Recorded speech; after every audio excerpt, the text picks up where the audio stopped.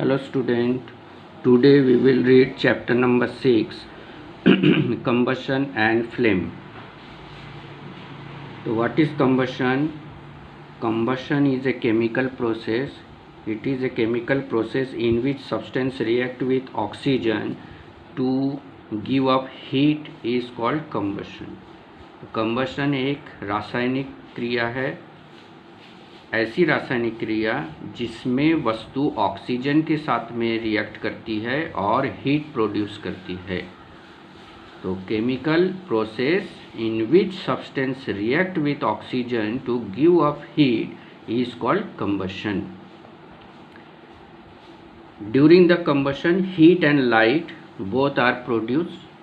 Light भी produce होती है और हीट भी प्रोड्यूस होती है। तो ऐसे केमिकल रिएक्शन जिसमें सब्सटेंस ऑक्सीजन के साथ में रिएक्ट करती है और हीट और लाइट प्रोड्यूस करती है, तो उस क्रिया को कंबशन कहा जाता है। The substance that undergoes combustion is said to be combustible. और जिस वस्तु का कंबशन होता है उस वस्तु को कंबस्टिबल मटेरियल या सब्सटेंस कहा जाता है। It is also called fuel. इसे फ्यूल भी कहा जाता है। Fuel may be solid, liquid or gas. Now you keep in mind that for all type of combustion air is necessary. Combustion process के लिए ऑक्सीजन की आवश्यकता होती है। Without oxygen combustion process cannot take place. Without oxygen combustion process cannot take place. We can understand that with this example, with this activity. If you burn candle and cover that candle by inverted glass tumbler, the candle will burn for some time and after that candle will blown up. ये बुझ जाएगी। मोमबत्ती यदि आप जलाते हो और उस पर ग्लास या कोई कांच का बर्तन उसे उल्टा करके ढक देते हो, तब मोमबत्ती थोड़ी देर तक तो जलती है, जितना उसके अंदर ऑक्सीजन था वो यूज़ करती है और वो जलने लगती है। लेकिन जब ऑक्सीजन समाप्त हो जाता है तब मोमबत्ती बुझ जाती है। तो इस एक्टिविटी से हम ये समझ सकते हैं कि कंबशन प्रोसेस के लिए ऑक्सीजन की आवश्यकता होती है, एयर की आवश्यकता होती है। Combustion process require the air.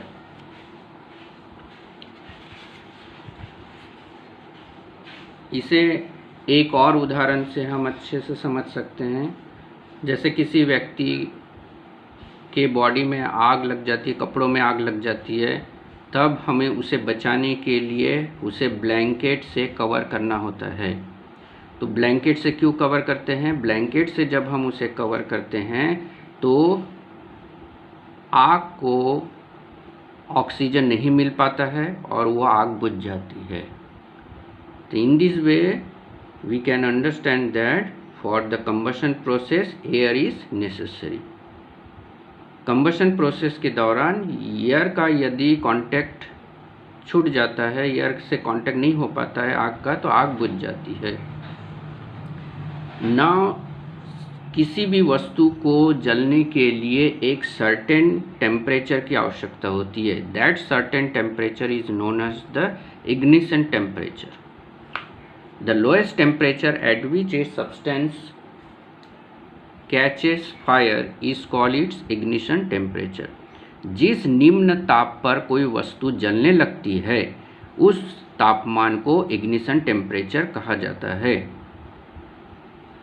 Different substances has different ignition temperature. अलग अलग वस्तुओं का इग्निशन टेम्परेचर अलग अलग होता है।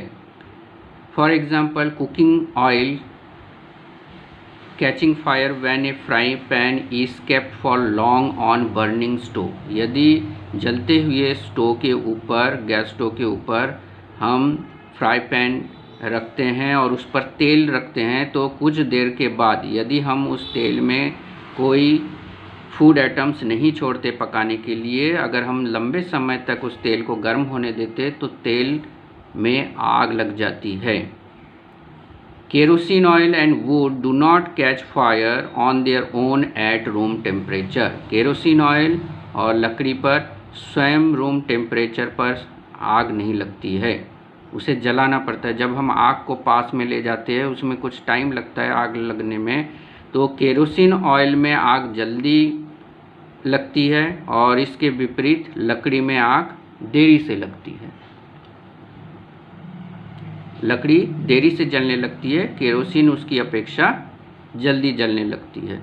तो इस बात से ये समझ में आता है हमें कि kerosene oil has the low ignition temperature than the would.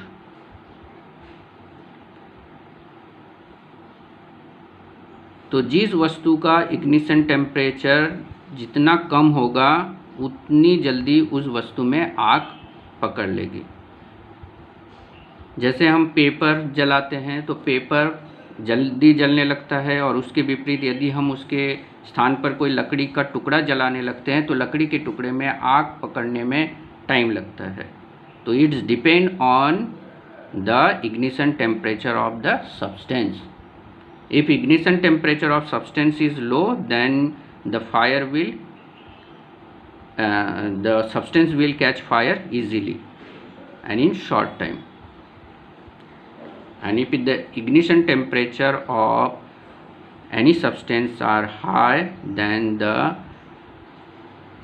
that substance will catch fire longer time to catch the fire. Now the substance which have low ignition temperature and can easily catch fire with flame are called the inflammable substances. जिस वस्तु का ignition temperature कम होता है और जिनमें आग बहुत जल्दी लगती है, ऐसे वस्तु को इनफ्लेमेबल सब्सटेंसेस कहा जाता है। Example of inflammable substances are petrol, alcohol, liquefied petroleum gas means LPG gas. इनमें बहुत जल्दी आग लग जाती है, सडनली आग लग जाती है, तो ऐसे वस्तु को इनफ्लेमेबल सब्सटेंसेस कहा जाता है।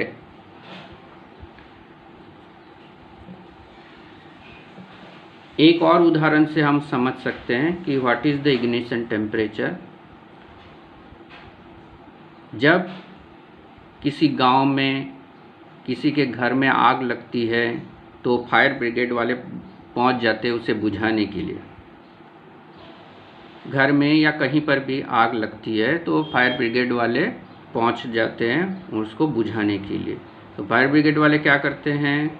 When fire brigade arrives, what did he do? It pours water on the fire. Water cools the combustible material so that its temperature brought below its ignition temperature. This prevent the fire from spreading. तो fire brigade वाले पानी डालते हैं। पानी डालने से क्या होता है? उस वस्तु का तापमान नीचे चला जाता है और वस्तु का तापमान उसके इग्निशन टेम्परेचर से नीचे चला जाता है और वो वस्तु बुझ जाती है, मतलब आग जो है बुझ जाती है और वो आगे फैलने से रुक जाती है। तो इसी प्रिंसिपल का उपयोग करके फायर ब्रिगेड वाले वस्तु पर पानी डालते हैं। हम भी घरों में कहीं पर अगर आग लग जाती है किसी वस्तु में तो हम भी पानी डालकर ही बुझाते हैं, ठीक है। तो पानी डालने से क्या हो जाता है? The water lowers the ignition temperature, lowers the temperature of substance below the ignition temperature. किसी भी वस्तु पर जब पानी डालते हैं तो पानी क्या करता है? उस वस्तु के तापमान को इग्निशन टेम्परेचर के नीचे ले जाता है और जिससे वो वस्तु बुझ जाती है।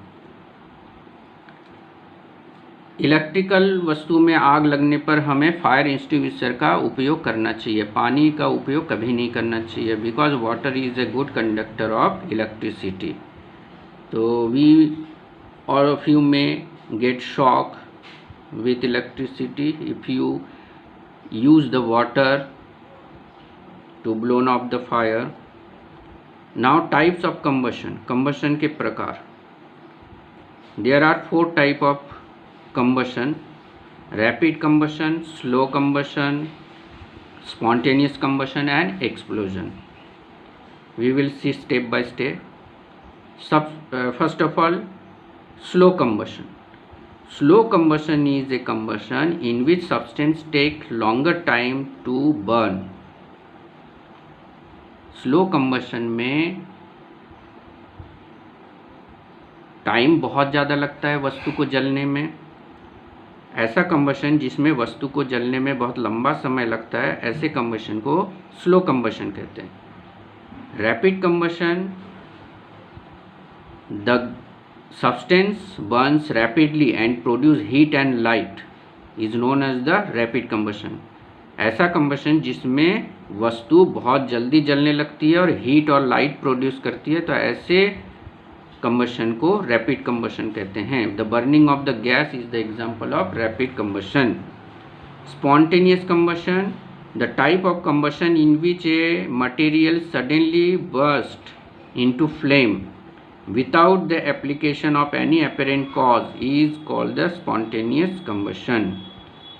इसमें वस्तु स्वयं ही जलने लगती है, ऐसे कंबशन को बिना किसी कारण के वस्तु अपने आप जलने लगती है, उसमें आग लग जाती है, ऐसे कंबशन को स्पॉन्टेनियस कंबशन कहा जाता है।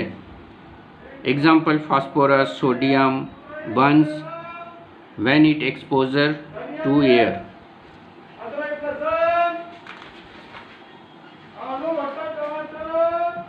Explosion, it is a type of combustion in which evolution of heat, light and sound carried out. ऐसा कंबशन जिसमें सब्सटेंस कंबशन के दौरान हीट, लाइट और साउंड भी प्रोड्यूस होती है। अभी तक हमने कंबशन में खाली हीट और लाइट देखा था, ये दोनों प्रोड्यूस होते हैं।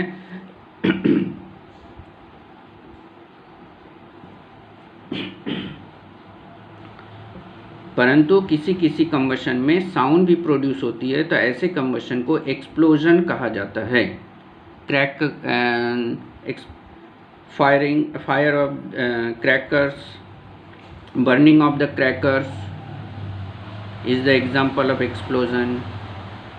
Okay, now in next video we will discuss about the flame, structure of flame. Till then, bye.